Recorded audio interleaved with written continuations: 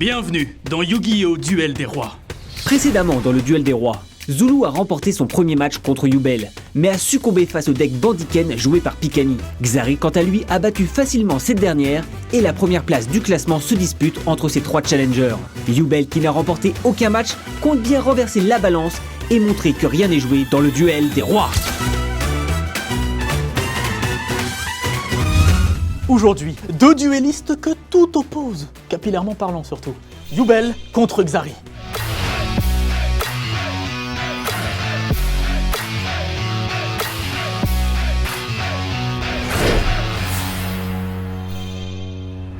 Messieurs, dames, nos deux adversaires du jour ont un point commun. Ils ont chacun remporté leur premier match. Ah non, pas notre adversaire de gauche. Le bon Yubel, s'il vous plaît. Je te charrie. En vrai, j'ai envie que tu gagnes. Comment tu te sens? Dos au mur, donc on va donner le max. C'est là où on est le meilleur, donc on est parti. Oh là là, et vous le voyez là, concentré, mais est-ce que ça va suffire à battre la légende? Le grand Xari, s'il vous plaît.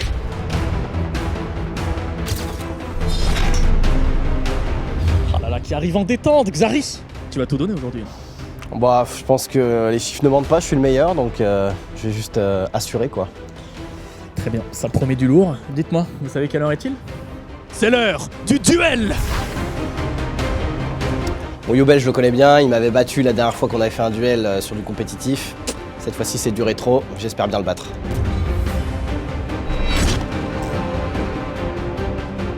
Face. C'est face. Très bien. Je vais te laisser commencer. Je le laisse commencer, évidemment. Ma stratégie, c'est de piocher une carte en plus. Très bien, je vais commencer par poser une carte face cachée. Ça, j'aime pas ça. Je vais ensuite poser une seconde carte face cachée en mode défense. Je vais terminer mon tour, c'est à toi. En me faisant commencer, il prend un sérieux avantage, donc je me contente de mettre un monstre face cachée, des cartes magie piège face cachée, et j'attends de voir ce qu'il me propose. Je pioche. Je vais passer en main phase et je vais invoquer le chevalier roi jeux anciens. Je vais passer en battle phase. Nous sommes en battle phase, mon cher Xari. Oui, j'attaque ton monstre face cachée. Très bien. Tu es tombé dans mon piège, tu détruis la tomate mystique.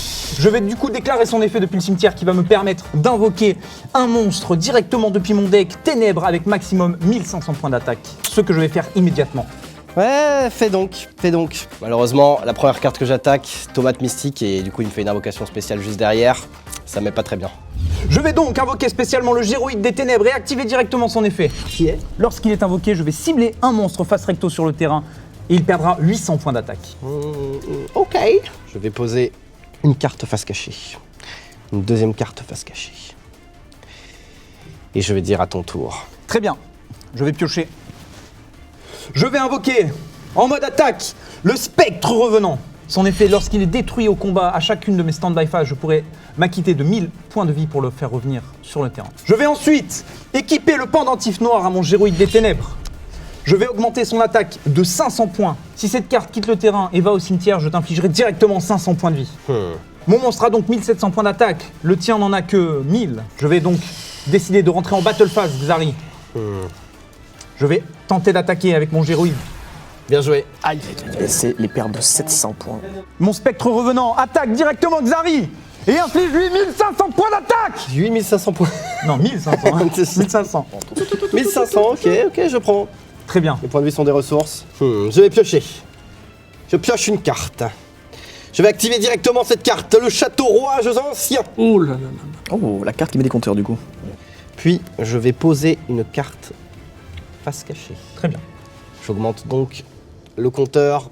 Enfin, je mets un compteur sur ce château, Très bien. symbolisé par cette petite Qu'est-ce pièce. ça fait quoi les compteurs sur cette carte? Alors, les compteurs sur cette carte, je peux les utiliser comme sacrifice à mes monstres. Très Voilà, tout simplement.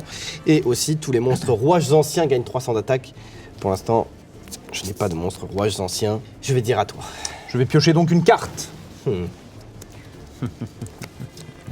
Tu rigoles beaucoup trop. Pour l'instant, tu ne fais pas grand-chose. Donc là, Xari joue la défensive. Bien évidemment, j'attaque, je ne le laisse pas respirer. Je vais commencer par poser cette carte face cachée. Je vais poser un monstre face cachée en position de défense. Oula, ça fait beaucoup de monstres. Je vais rentrer en battle phase. Géroïde des Ténèbres attaque son monstre. Tu es tombé dans mon piège. C'est un rat. Tu as détruit le rat géant. qui a le même effet que la tomate mystique. Tout à fait. Bon, il a le board, j'utilise le rat géant qui va me permettre, eh bien, moi aussi invoquer spécialement depuis mon deck, et je pense que je vais bien l'avoir. Je vais donc aller chercher une autre carte qui a 1500 d'attaque ou moins, et je vais remettre un rat géant. Très bien. Mais ça ne suffira pas. Spectre revenant, viens à bout de ce rat. Je réitère donc l'opération, et je vais récupérer une autre carte. Je vais invoquer l'ingénieur rouages anciens. Il annule les effets des pièges qui ciblent la carte. Tu ne peux évidemment pas utiliser de carte piège lorsque j'attaque.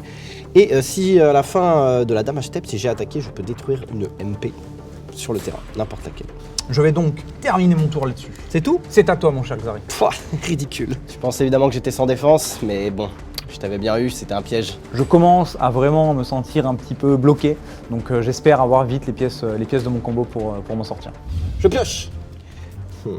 Je vais poser le cheval de Troie.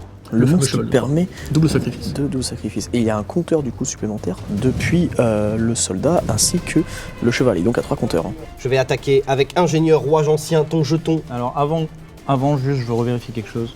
À ton entrée en battle phase, mon cher Xari, je vais activer la roue du cauchemar et je vais cibler directement le cheval de Troie. Tu ne peux pas attaquer ni changer de position d'attaque. Avec Et le cheval une de fois Troie. par tour durant la stand-by phase, ma stand-by phase, je vais t'infliger 500 points de dégâts. Ennuyeux. Mais ça n'empêche pas que je vais attaquer ton monstre. Je possède 1800 d'attaque puisque mon château me donne 300 points supplémentaires. Très bien. Je vais tuer ton... Je perds donc 100 points de vie. Oui. Le pendentif noir part au cimetière et tu prendras donc 500 points de vie supplémentaires en dégâts. Très bien joué de ta part, très bien joué de ta part. Je vais passer en main phase 2, Très bien. poser une carte face cachée. J'ai pas d'autre choix que de temporiser, c'est pas ce que je veux, mais j'ai vraiment pas le choix. J'ai la slime en main, j'espère qu'il n'a pas de destruction de magie piège. Je vais piocher. Je perds 500 points de vie. Tu perds 800 points de vie 800, durant c'est ma stand-by 800. phase. Oui. C'est 500, non? 800. 500, pardon. 500. Tricheur. En stand-by phase, tu vas donc perdre automatiquement 500 HP dû à la roue du cauchemar équipée au cheval de Troie. Enfin, je crois que j'ai rien pour contrer cet effet. Très bien. Je vais rentrer en main phase 1 et je vais retourner la paralysie des bras. Très bien. Que fait la paralysie des bras? Si cette carte est invoquée, je peux cibler un monstre face recto contrôlé par mon adversaire. Tant que cette carte est face recto sur le terrain, le monstre face recto ne peut pas attaquer et aussi ses effets sont annulés. Tant que le monstre face recto est sur le terrain, cette carte ne peut être ni détruite au combat, ni par des effets de carte. Paralysie des bras. Paralyse-moi cet ingénieur. Ok. Eh ben, je suis paralysé. Bon, là, le problème, c'est que mes deux monstres sur le terrain, ils peuvent pas attaquer. Il m'a bloqué avec la roue du cauchemar, paralysie des bras. Donc là, je suis mal et il va falloir que je temporise. Je vais ensuite activer ma slime métallique. Je vais pouvoir invoquer un jeton de niveau 10. Tu sais ce que ça veut dire, mon cher Xari. Oui, ça veut dire que je vais activer directement en réponse le typhon d'espace mystique afin de bien. cibler ton slime métallique. Très bien, très bien. Et l'envoyer au cimetière, car je n'aime pas trop les slimes. Par le typhon. Typhon qui est bien utilisé Qui ici, carré, hein, ah qui oui, est tout très à bien fait. utilisé Ouais, ici du coup. hein. Eh oui, mon ami, tu ne peux pas passer, malgré tout. Comme à la suite de mon tournoi, pas de chance, il active Typhon d'espace mystique qui lui permet tout simplement de gérer la carte maîtresse de mon deck. Ma carte maîtresse, c'est vraiment une piège. Si on la gère, j'ai plus de deck, donc je suis bloqué. Je vais donc terminer mon tour là-dessus, Xari. Très bien, je pioche. Intéressant. Je vais sacrifier le cheval de Troie pour invoquer un deuxième ingénieur en rouage ancien. Et donc, ta carte va au cimetière. Très bien. J'ai 3 compteurs du coup sur mon château. Je vais attaquer. Mais je vais quand même attaquer ici pour te mettre un maximum de points de dégâts. Tu as 1800, c'est ça? J'ai 1800. Très bien. Je vais prendre 1300 points de dégâts. En main phase 2, je pose une carte face cachée et je dis à ton tour. Le terrain est un petit peu bloqué, comme on dit dans le milieu. Je vais sacrifier mon spectre revenant afin d'invoquer El Poemer. C'est un monstre qui a 2000 d'attaque et qui rend tes ingénieurs totalement ridicules. Oui, en effet. À la fin de la battle phase de mon adversaire, si cette carte est dans le cimetière parce qu'elle a été détruite au combat, je pourrais défausser une carte de ta main au hasard. Pour l'instant, tu n'en as pas, c'est mon tour, donc ça ne change rien. Ah, Je me retrouve sans slime métallique, je suis obligé de mettre un petit peu de dynamique, je décide d'attaquer. Mais du coup, El Poemer attaque directement son ingénieur. je ne peux pas te laisser faire ça. Ah, pardon, excusez-moi, j'étais happé par ce duel fantastique. Mais je ne peux pas passer à côté de l'extension du moment, Bataille de légende, la vengeance du cristal. Et avant de vous parler de la partie arc-en-ciel de l'extension, laissez-moi vous présenter plusieurs nouveautés. Du renfort pour le deck à la canne, des cartes basées sur des lancers de dés, j'adore ça, des dinosaures de l'archétype gribouillage qui porte bien son nom, ou encore de nouveaux cybers qui vont plaire à beaucoup d'entre vous, les G-Golem. En réédition, on a le droit à quelques cartes KO, de belles cartes Toon de Pegasus, mais surtout une ribambelle de cartes Aile Noire, un des archétypes favoris des fans de Yu-Gi-Oh! Que ce soit Vayu, Mistral, ou évidemment notre mouette préférée Blizzard, c'est une belle occasion de se monter le deck. Bon, et l'arc-en-ciel alors? Écoutez, il est un petit peu plus sombre que d'habitude. Si on y retrouve évidemment nos mignonnes bêtes cristallines, c'est enfin le moment d'amener les bêtes cristallines ultimes, leur équivalent des ténèbres. En plus d'être visuellement hyper cool, elles permettent de rendre ce deck beaucoup plus compétitif et j'ai hâte de voir des decklists. Pour finir, quelques petites staples toujours sympas sont réédités ici. Par exemple, le collectionneur de jetons, le dragon sauvage Charge Borel, numéro F0, futur Draco utopique, fusion de la destinée, ou encore le GOAT ultime, accès codeur bavard. Bref, encore une extension hyper stylée, remplie de dingueries que peut-être l'un de nos deux duellistes du jour aurait bien aimé avoir dans la main. Allez, on retourne voir ce duel. El Poemer attaque directement son ingénieur. Je ne peux pas te laisser faire ça, je vais utiliser ma force de miroir. Non. La force de miroir qui est utilisée. Oh là là, c'est terrible. Heureusement, j'ai ma force de miroir qui est présente et du coup, je détruis son monstre. Mais ma paralysie des bras ne sera pas détruite parce qu'elle n'est pas destructible par effet de carte, mon cher Zari. Oui, mais ton El Poemer est Ça au ne cimetière. résout que la moitié de tes problèmes. Oh, une grande partie de mes problèmes pour l'instant. Je vais donc terminer mon tour. Je me remets aux cartes. Oh oh, une très bonne pioche. J'utilise le pot de dualité. Je vais floraison de cendres et joyeux printemps. Non, Non, non, tu ne peux rien faire. Je vais donc te révéler les 3 premières cartes. Et en choisir une. Pot de dualité pour se remettre dans le bain. Il commence à avoir plus de ressources que moi. Ça sent le roussi. Je vais prendre double cyclone. qu'est-ce que fait cette carte?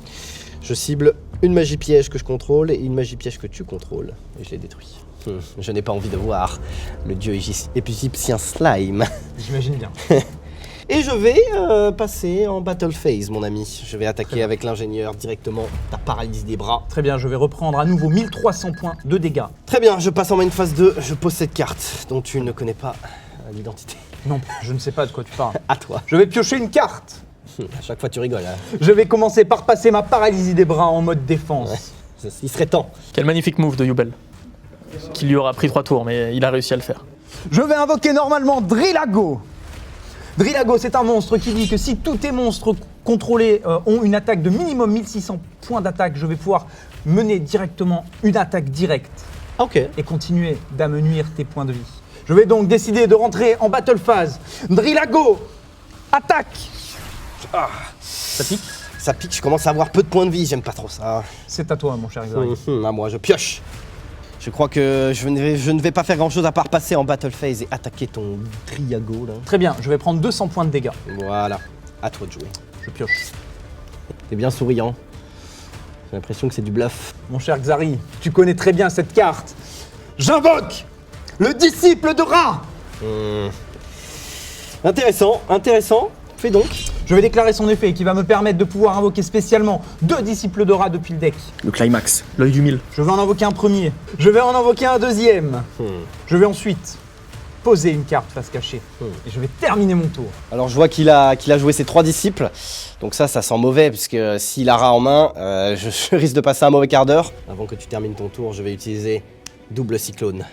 Je vais cibler cette carte et cette carte. Afin de les détruire. Afin de les détruire, exactement. Tu es tombé dans mon piège, c'était un bluff. Oui, mais ce n'est pas grave. Je détruis la statue du maléfique. Et si cette carte est détruite et envoyée au cimetière, j'invoque spécialement un jeton nuisible qui possède 1000 d'attaque et 1000 de défense. Très bien. Bon, on est un peu bloqué dans le duel. Chacun, on se regarde un peu en chien de faïence. Il me faut absolument une carte. Je pioche. Mon ami, je crois que c'est la fin de mes soucis. Car je vais invoquer le golem roi ancien en sacrifiant mes 2 monstres. Il possède 3300 points d'attaque et perce défense. Très bien. Combien as-tu de points de vie, mon ami? Je vais passer en battle phase.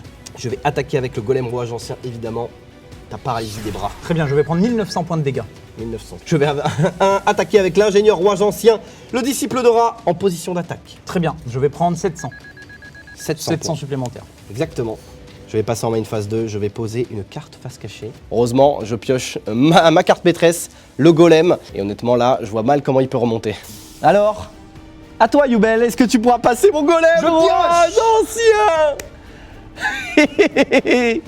Tu ne peux rien faire contre le deck de Vegan Crawler, mon maître. Aucun moyen d'invoquer le dragon et les Dora. Je suis obligé de bluffer. Si je ne le fais pas, de toute façon, il me tue.